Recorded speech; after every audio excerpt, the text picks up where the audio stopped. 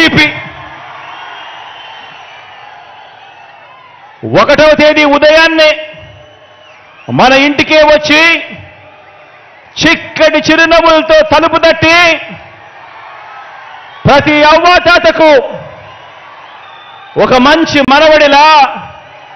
ఒక మంచి మనవరాలిలా, ప్రతి వితంతువుకు, ప్రతి వికలాంగుడికి ఇలా ఏకంగా 66 లక్షల కుటుంబాలను ఆప్యాయంగా పలకరిస్తూ వారి చేతిలో పెడతా ఉన్న 3,000 రూపాయల పెన్షన్ చూసినప్పుడు గుర్తుకొచ్చేది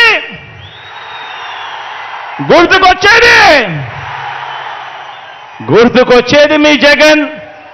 చేసినది మన వైఎస్ఆర్సీపీ.